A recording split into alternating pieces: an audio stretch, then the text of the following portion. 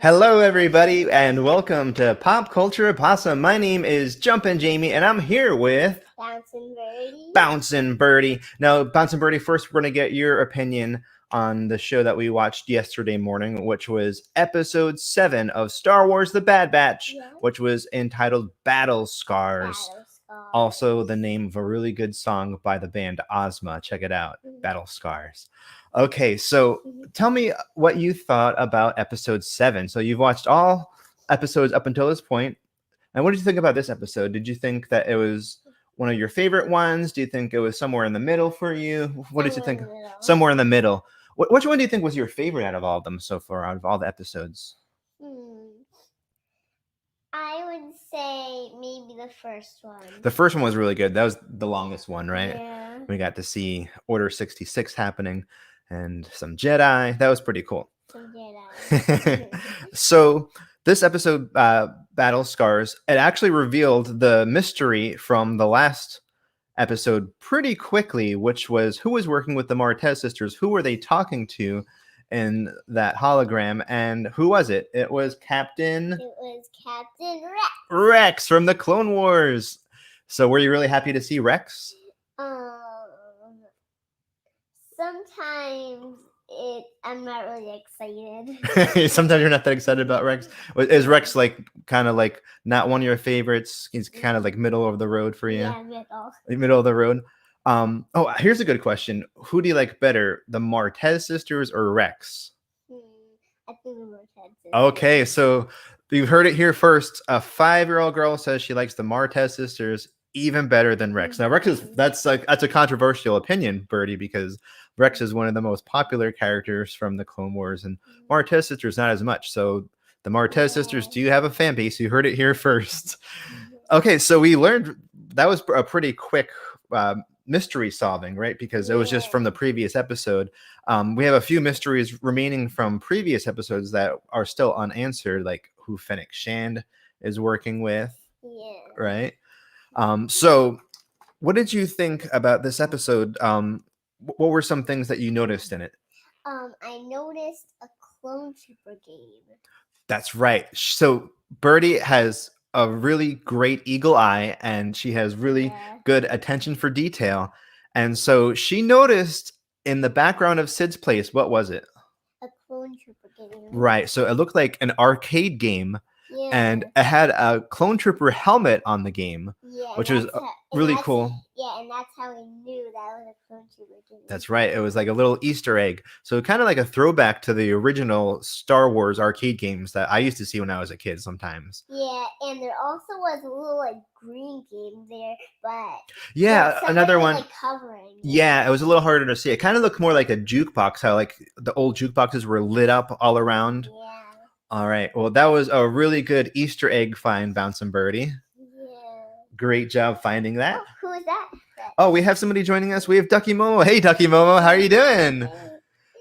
So I don't know if you heard about that, but Bouncin' Birdie found a really cool Easter egg in the Bad Batch. It was a clone trooper arcade game in the background of Sid's place. Yeah. So that was a really cool find. All right. So how about if we bring in our star? I think she's in her dressing room right now. Yeah. So we're going to bring in Olive the Opossum, and she's going to discuss the episode with us. I personally thought it was a really good episode. I really love seeing Rex back. It was a really neat find. I really love seeing Rex back, and I'm looking forward to seeing some more Clone Wars characters. I'm hoping Cad Bane makes an appearance. That'd be awesome. Also, we have Aura Singh, who we know that she dies. Oh, hey, Olive. Oh, hi there, y'all. Hi there, Jumpin' Jamie. So, Olive, I was just talking about how Aura Singh is actually a character that we know she dies before Solo, and she just kind of disappears at the end of the Clone Wars. Yeah. So it's possible Aura Singh might make an appearance. That'd be a really cool appearance to see. Maybe with some of the bounty hunters that will probably wind up in the show. So this episode was called Battle Scars. This was episode 7 of 16. We're almost halfway through the series, and I thought that it was really early in the series that they actually had Wrecker turn, and then they fixed everything right away. So they can't have it as a looming thing that they have these chips, like they're ticking time bombs. Right. Like the rest of the whole series, not even season, but the rest of the series is that the Bad Batch can't turn because they've already removed that problem.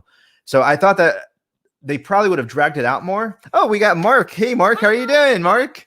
Good to see you. Oh, I love those Indiana Jones set photos that we saw that you posted on the Star Wars Santa's Discord, the covert. Those were some really awesome pictures that were shared on there. And I mentioned that I've been working on a TV show for HBO. And on my day off, I took my daughter to try to check out this set. And we couldn't even get anywhere near the set, even though I've worked on the show for over 2 weeks now. And Mark was able to get pretty close to the set of Indiana Jones 5, which I thought was awesome, and get some really good photos. And then we also had Darth Elvis on the set of Andor, which, both of you guys did some great, detective work there and found the sets and got great photos, which is amazing. That's something that when I work on this set, I'm not allowed to do. If I'm caught taking a photo of even myself, they could fire me right away. So that's usually why you don't see leaks from within the set itself, because if they find out, they'll fire you right away. And you'll never come back. So it's great to have people not working come and take photos because they can't fire them. It looks like Ducky Momo said, "My son is in karate class. You need some headphones." I think he's talking about Mark. Mark's in a restaurant. Oh, Mark's in a restaurant. I can't turn the volume up. Oh, okay. So something that Olive pointed out when we watched it was that the Bad Batch had their chips removed, except for Omega. Everyone seems to think that she doesn't have a chip, but I don't remember them really checking for it. So yeah, they didn't. They still got one. They just said she doesn't have a chip, and they didn't scan it. So is that a possibility that she does have a chip? She might.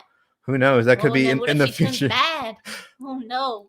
And so something I noticed with Omega is that there's sort of this. Almost every episode has a theme where she connects with some type of animal, some type of creature. Right. And in the very beginning, it was sort of like from a previous adventure that they didn't show, that they had this sort of lizard character, and Wrecker called them it, and Omega called them she, which just like those pronouns just kind of exemplify her kind of connection to them, that she doesn't think of them as it. She thinks of them as she. And I believe that there is some kind of connection there. I think it might be linked to whatever her special power is that was sort of through her DNA. It could be that, or there's that theory that she could be force sensitive, and that can be a connection as well. Yeah, they did just take her word for it. So like, maybe she doesn't even know if she has a secret from her. That's right. She might think she doesn't have the chip, and they might have kept it a secret from her. Yeah. So they just took her word for it. That's right, Ducky Momo. So one of my favorite jokes in this episode. Almost every episode has a joke that makes me laugh out loud. I love the Mantel mix part of the episode where they get this bill from Sid, and they're wondering, what is all this? How come we're in debt to you? And then it's all this Mantel mix, and they can't figure it out. And then it just cuts almost like a Family Guy cut to like it's Wrecker and Omega just ordering this Mantel mix, and it looks like kind of like a popcorn snack. And it got me thinking it's only a matter of time before Mantel mix is available in like Star Wars Galaxy's Edge. Oh, that's true. That's right. So Ducky Momo says that the Bad Batch have been fighting in wars while she was working in the medical wing. So she's probably just more caring. That makes sense. And so he's joking. They must eat a ton of snacks. They love that Mantel mix. Like I said, it's probably only a matter of time before they merchandise that available in the Star Wars Galaxy's Edge at some point. Something I thought was really cool in this episode was we got to see the Mammacore creature, which was in season 2 of The Mandalorian. So it's another kind of reference or crossover from The Mandalorian that we got to see in The Bad Batch. We're seeing this kind of like a mashup so far of The Clone Wars and The Mandalorian. We're getting to see characters and creatures from both of those shows. So I was really surprised that they actually resolved it so quickly. So there's sort of the theory that maybe maybe Crosshair is not the main villain of the series. It's possible that we're going to wind up with maybe an Inquisitor. We know most likely the next episode is going to involve the Elite Squad going to Braca. And we've seen some of the footage from the trailer, which shows that we have Crosshair and the Elite Squad. So we're going to get to see the Empire next episode, the Imperial Elite Squad. And so I think it's going to be like, it's just kind of gearing up. Next episode is the halfway mark, and it's going to really gear up. And, it's sort of going a different way than I thought. I thought that it was going to drag out with Wrecker's headache, keep on mentioning his headache. Then he turns bad at the end. And then there was the possibility that they could all turn bad one by one. But we know that's not going to happen now. But there's still that Omega possibility. And it's possible that now that they've been able to cure themselves from the inhibitor chip, that it's possible that they'll cure Crosshair, and maybe he'll turn back to being good before the end of the season. Before the end of the season, they're going to get him back. I hope so. So I think that about covers it for this episode of Pop Culture Opossum. Thank you so much to Ducky Momo and Mark for joining in. He's saying the mid-season finale should be pretty cool. Yeah, I think the next episode is going to probably be the most action-packed so far. Well, thank you guys for joining us, and hope to see you next time. Thank y'all. Bye-bye. Bye.